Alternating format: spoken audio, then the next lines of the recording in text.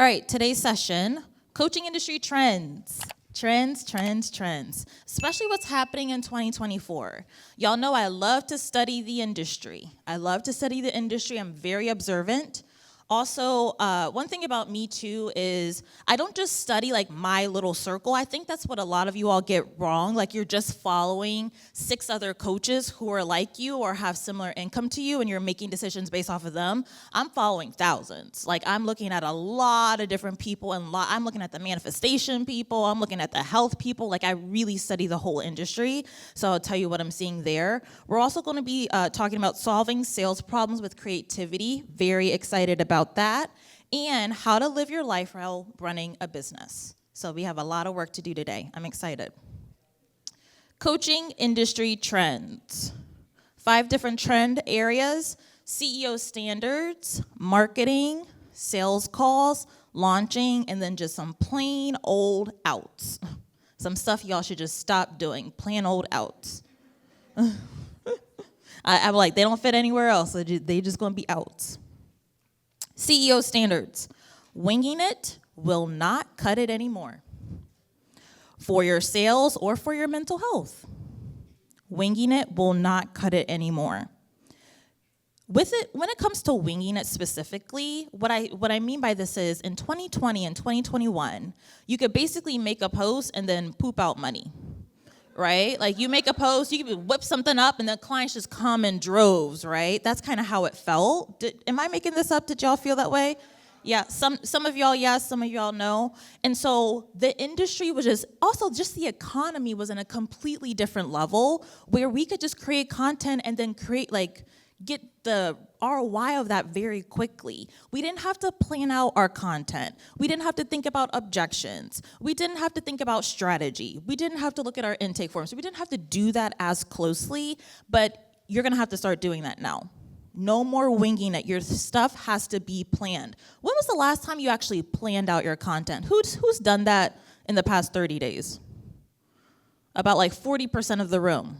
Right? You're going to have to be a little bit more strategic with your content. And also for your mental health, what does your schedule look like? Do you have a schedule? Do you have a plan? Do you know how you're spending your time? Do you know when you're off? Do you know when you're not supposed to be working? Getting very, very specific with, I can't be winging this anymore. I'm going to have to be a little bit more intentional with how I market and how I run my business for my sales goals and also for myself. You have to get your clients results, and it has to be your number one job. And not no fluffy result, going back to what we talked about yesterday, but results that are very clear and very specific. And how I define result is, do we know if something happened or not, right? So do we know if they lost weight, yes or no? Do we know if they actually have a decrease in anxiety? Yes or no? Do we know if they actually signed more clients with you? Yes or no? It's a very, very clear, I don't want to say black and white, but there's a line in the sand if they got a result with you or if they didn't. And we're really going to have to start creating our businesses in that way. That's why we have a whole client results conversation that we're having today. So getting very clear with the results for your clients. Your money management will keep you in the industry. You have to be able to manage your money. People are leaving the industry, yes, because of burnout, which we'll talk about in a second, but really because they just didn't manage their money. They didn't manage their money. They had leaky buckets in their money management system. So they were making sales, but they weren't managing it. And then getting honest, direct coaching, even if you have to disagree and commit. I want everyone to look at Gina's podcast, 6-Figure Saver? Save 6 figures, dyslexia. Save 6 figures. I want everyone to write that podcast down or make sure you're following it. She had a fantastic episode on the concept of disagree and commit. And she talks about in her coaching how she may disagree with something, but she might commit to it, see if it worked or not, and then update it from there. But a lot of y'all are wasting a lot of time arguing, going back and forth, when you could have already had the result. Or even if, let's throw you a bone. Even if it didn't work, you would have had more information. You would have had a lot more information than you do right now because y'all just keep going back and forth. I also want to spend some time talking about honesty. I'm where I am because people were honest with me. I am where I am because people were honest with me. Somebody said, don't do that. Right? Somebody said, do that, even though I didn't want to do it. Somebody said, not a good idea. Somebody said, great idea. The honesty. Sometimes y'all don't want honesty. Y'all just want to feel good, right? But y'all are spending a lot of money on your coaches. And I'm not just saying, I put CEO standards because it's not just in business coaching. It could be your house coach. It could be your money coach. I coach a lot of money coaches, and some of my clients work with them. And I hear them fighting with their money coach. I'm like, they're your money coach. Listen to them. Listen to the money coach. You don't even have to listen to me. Listen to the money coach. Right? So it's not just me, right? But if any coach is saying something, take it into consideration. That's what you're paying for. That's what you're paying for. And listen to the honesty. You want to look for a coach who's honest with you, who just doesn't make you feel good, but who is actually honest with you. All right, marketing trends. We already talked about this, strong, clear results with client results. So whatever that result is, you have a line of client results that match it. Clients spending, so this is just a trend I'm seeing, clients are spending longer time to get warmed up to buy. They're just making longer decisions. So what I've done in my marketing, and I'll talk about this in launching, is I've added multiple touch points to my sales process. So I've added live videos. I've added DM automations. I've added message me any questions. I put reply back in my emails. I'm just adding more touch points for people to ask their questions. A lot more touch points. We put this in your sales plans, but the first 5 seconds of your online presence is very important. That 5-second test that we talked about. People are making decisions if you're going to solve their problem or not within the first 5 seconds. Personal branding. This is a big one recently. And when I say personal branding is, I have never in my business history gotten more questions about my personal life than right now in this current world. People want to know the backstory. They want to know who you are. They want to know why you think what you think, going back to storytelling. They want to know your values. Because they've bought from the coaches that have just made stuff up in their head and sold it on Instagram. They bought from those coaches, and they don't want to buy from those coaches anymore. They want to buy from actual, real people. And that does not mean you have to overshare. They're so very, where's Barry? He ain't even here. He ain't even in the room. My husband has been here, but he does not like to be on Instagram. He says all the time, I don't consent. He says that all the time, don't post that, I don't consent. Do I listen? I said, I'm like, what you do? Sue your wife? What you gonna do? Right? But my husband does not like to be filmed, right? And so he's not all over my stuff. He probably will never do a photo shoot with me. And it's funny, though, once a month that I do post him, my engagement skyrockets because he's typically doing something very funny, right? And so I have just been, sneaking a little bit here, sneaking a little bit there. But I've been more open about my autism diagnosis, and it wasn't a secret. Wait, he still isn't here. Great, I could keep talking about him. But it wasn't a secret, right? But people are wanting to know, do you support neurodivergent clients? Do you have a little bit of that experience? Some of them it's so funny. Can I tell y'all a story? I was at a conference. Who's laughing? You know the story I'm about to tell. Okay, vulnerability hangover. I was at a conference, and for some reason, this conference had a ton of autism mom coaches in there. So I actually got up, and I was teaching something that I learned. I was just giving value in the room, and then I was walking away, and then someone said, I heard that, you said on social media that you have an autism diagnosis. I'm like, I do. She was like, I didn't want to say anything, but all of your mannerisms are on the spectrum. And I was like, I didn't know it was that clear. So now that I've been a lot more open, I have gotten some DMs like, I knew it. I was like, okay, all right. Personal branding, back to personal branding. So just, you can be selective, but still open, right? You can be selective with what you want to share, but still open. Storytelling. Storytelling has been killing it recently, and specifically storytelling that overcomes an objection, if you all can put the two together. So I've been talking a lot about storytelling, like quitting my 9-to-5 job and the fact that I saved up to quit my 9-to-5 job, that I didn't just take a leap. And that has been overcoming a lot of objections. People have been like, I'm so tired of the coaches that just said they took a leap. I don't want to take a leap. I want to do this very strategically. So I overcame an objection with a story. Do y'all see how I did that? So you can use your story to overcome objections about your niche and your content. Sales calls. My favorite. Y'all know I love sales calls. My favorite. Clients wanting 0 frameworks on sales calls. Custom solutions only. 0 frameworks. So what that looks like is, say you're a health and wellness coach, and say you believe in keto, intermittent fasting, and strength training. I probably have some contradictions in there for those who are health coaches. But just as an example, and say you get on a sales call with someone, and they say, okay, I want to lose weight. You're like, great, we're going to do strength training, keto, and intermittent fasting. They're going to be like, whoa, I don't want to do that. A framework will create objections.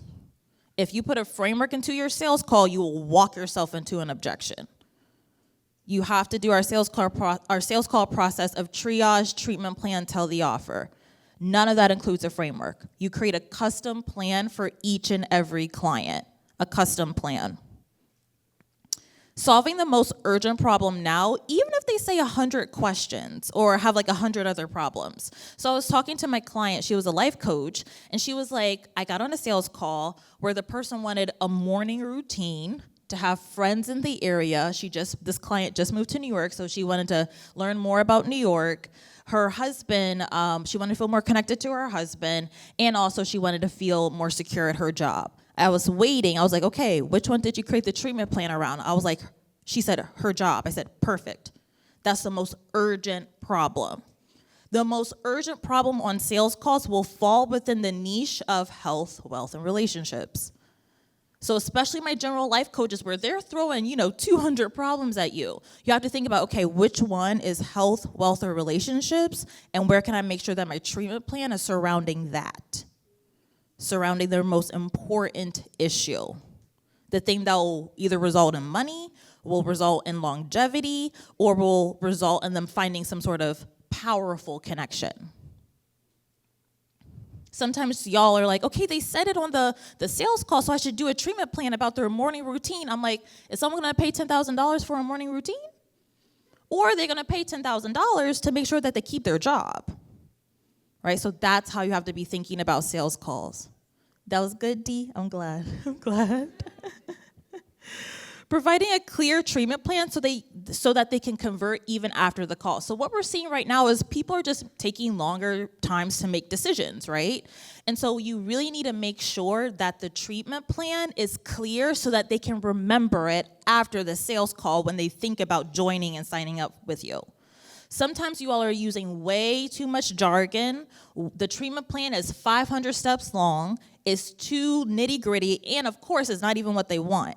So when they go to their husband, they're like, hey, I want to join this coaching program. They're like, okay, well, what did she say? I don't know. She says something about content, but I have sales calls issues, and then she was saying something about mindset, but I hate mindset work, and then that's what's happening. You have to think about giving them a treatment plan that they can remember and that will be memorable. Being like, oh, that's exactly what I need. You have to make sure you're giving that in your treatment plans. And then a confident coach with confident coach energy who knows what they're doing. So Brig and I were talking about this, where when you're on a sales call, it's saying like, oh yeah, we'll solve that. No problem, easy. I do that all the time. I have this client who has that. I have that client who does that. No problem, easy. Very grounded, very certain, very confident. Sometimes y'all are on a sales call like, well, y'all are laughing because you do it. Well, we could possibly do, well, I don't know. Y'all are saying that to the client, right? Yep. right? You're saying that to the client. The client wants grounded, certain, like, yep, we could do that, no problem. Like I was just on a coaching call with a health client. A sales call with a health coach. And I was telling her, and I have chronic illness. They're thinking I have something else. They're thinking I have like a underlining autoimmune issue now that they don't know, but they think they could help me with. And so even though she didn't know, she was still able to give me a lot of assurance, even if something that she wasn't 100% confident on. She was like, okay, we'll at least address your fatigue, and we'll at least address like these 3 like benchmarks, or these 3 like health factors on the labs that I just got. So even if you can't promise them that they're gonna be a millionaire in 30 days, what can you promise them very factually and very confidently? All right, so really you all need to be working on your confidence on your sales calls. Launching.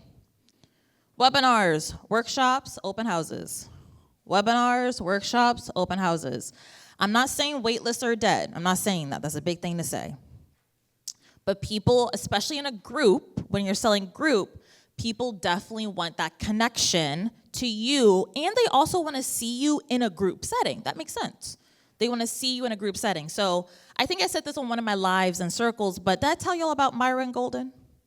Yes, I told some of y'all about Myron Golden. So he's a coach that I'm like looking at. He helped Courtney Sanders. He helped Rachel Rodgers. He's helped a lot of Black women scale multiple $1 million coaching businesses. And so I got on a sales call and no one showed up. $50,000 mastermind. No one showed up. Systems, Ashley, systems, right? He had terrible systems. I even emailed in. No one got back to me. So here's the thing, y'all. Y'all are so committed. I love y'all. So y'all are so committed to me. So something that happened is I told on another live video, they're like, how did the sales call go? On another live video in Circle, I said, oh yeah, he didn't show up. I said, I'm done with him. I'm just done with him. Y'all DM'd me. There was like 5 clients that DM'd me to be like, give him another chance. Give him another chance. And I'm like, no. So I'm giving him another chance. I'm actually gonna go to his live event in Tampa. I'm going to live event in Tampa. I'm going to stay at Natasha's house, shine with Natasha's house. She's in Tampa. I'm going to go to his live event in Tampa because I want to see him in a group.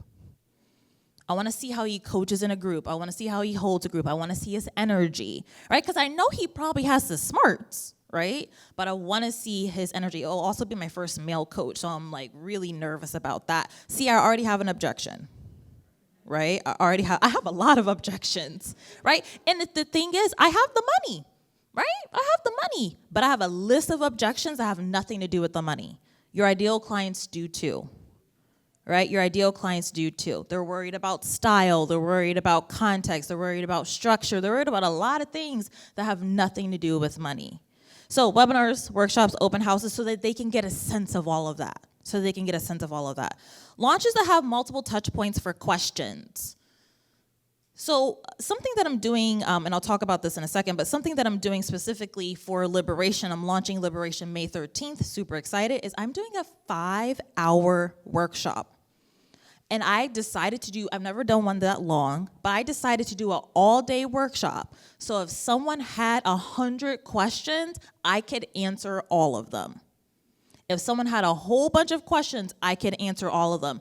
And they could we're doing like lots of different segments and lots of different panels, and it's gonna be super, super fun.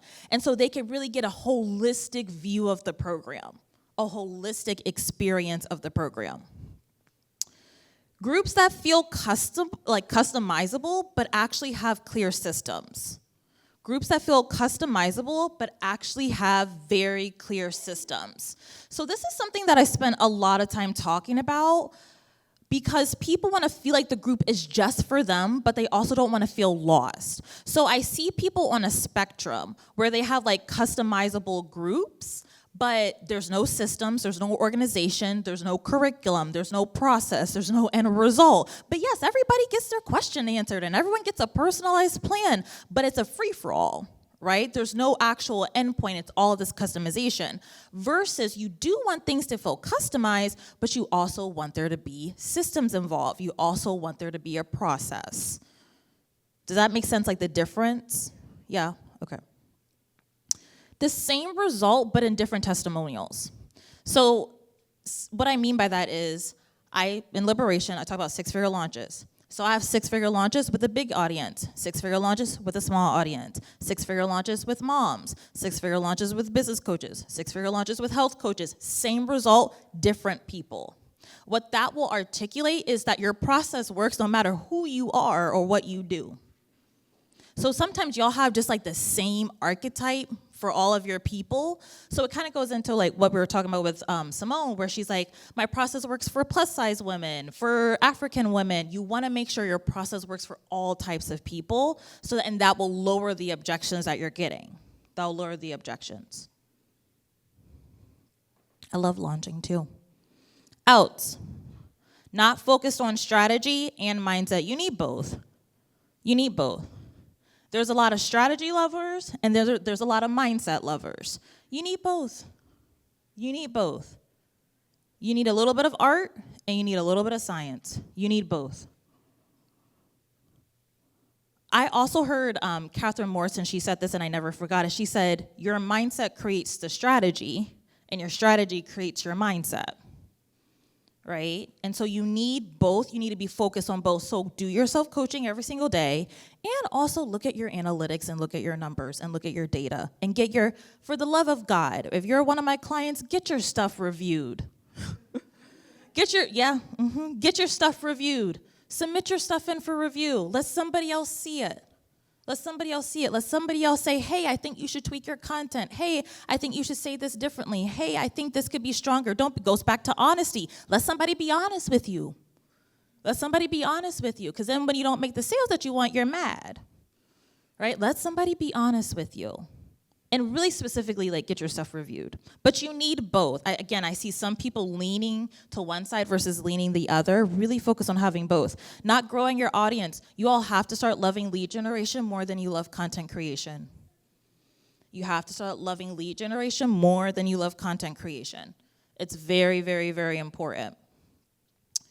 I have found, it's kind of like a miracle, but I have found my clients have better lead generation systems than they do content. They make more money. Does that make sense? If they just have new, fresh people coming to them all the time, they make more money than if they were just doing content alone. So it's so important just to be constantly bringing in new people into your audience. Anti-marketing. Okay, I'm going to have to sit down for this one. Okay, my creative team isn't going to yell at me if I sit down, right? All right. When it comes to anti-marketing, I have a few thoughts. One being, I don't know where we got in the industry where we started to hate one another. I don't know where we got in the industry where we started to hate one another. She's to this, she's to, oh, look what I did. Okay.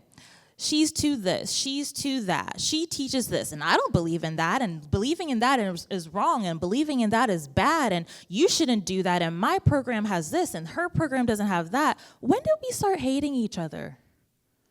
This industry is primarily women. It is primarily women.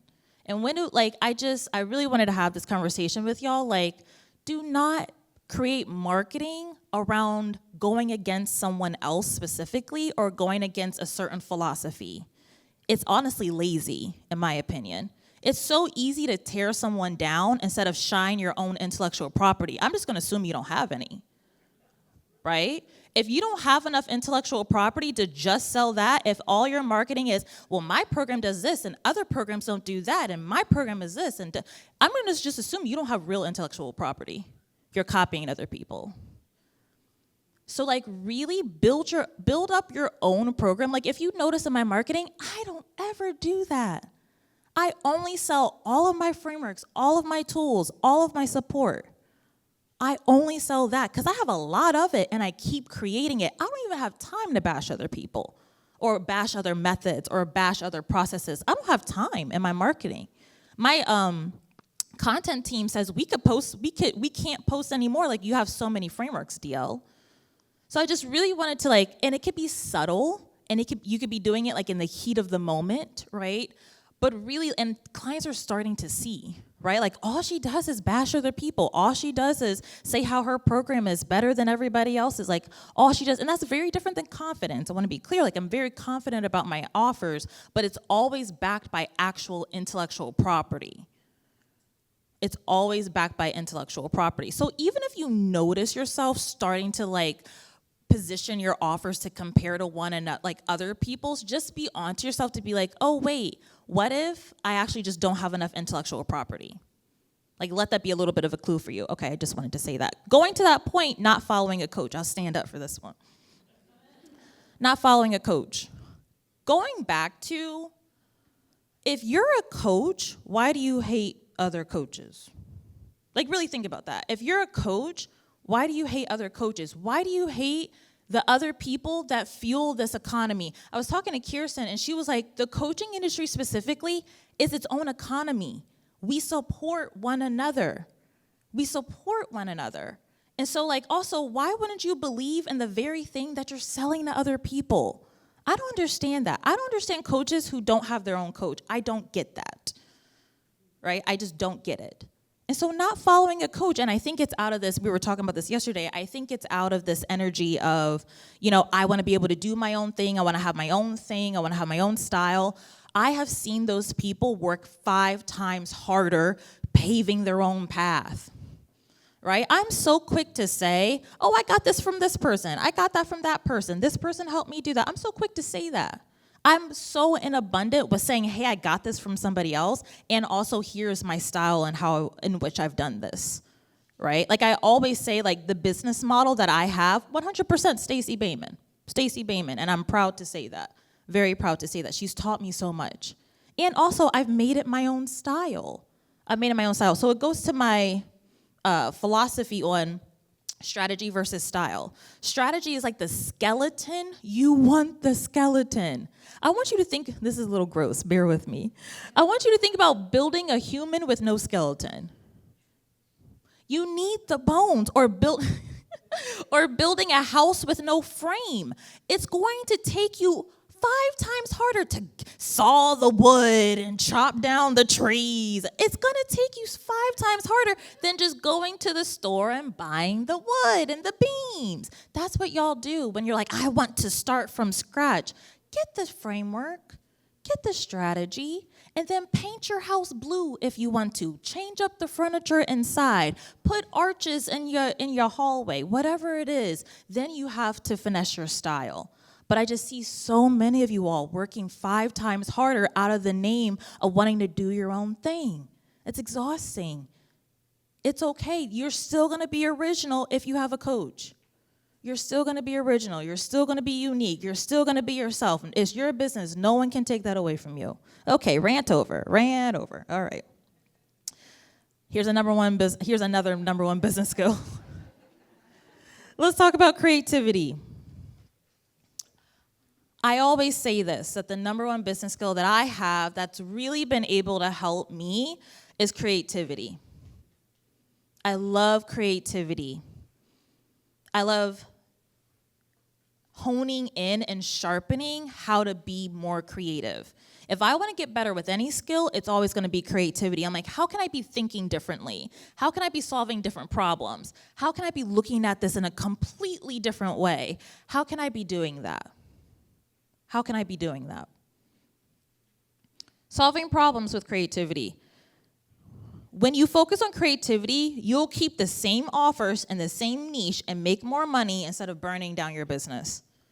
People burn down their businesses because they just aren't being creative. They aren't being creative. If you actually focus on creativity, you'll keep your business the same, but you'll approach it very differently. I'll give you, and we'll talk about this in time management, but I'll give you a little story here. I remember I didn't like my schedule, right? This was maybe early 2023. I didn't like my schedule. A lot of people, if they didn't like their schedule, they would say, oh, I have to get rid of an offer. It's this offer. It has to be the offer. So just delete the offer and that'll free up my schedule. Or, well, what if I just stop making podcast episodes? If I stop making podcast episodes, then I'll have all the time in the world. I didn't do that. I said, okay, how can I be creative with my calendar and how can I be creative with my time? So I created a whole new schedule for myself, kept my offers, kept posting, kept showing up, and I felt a lot better because I was approaching it from a creativity lens. When you're creative, you'll stay in the industry without burning your business down or without getting rid of a platform or your niche. Here's how to be creative, or the 4 questions you can ask yourself. What is the problem? What could I do to fix this? What choices do I have? And what do I need to create? What is the problem? What can I do to fix this? What choices do I have? And what do I need to create?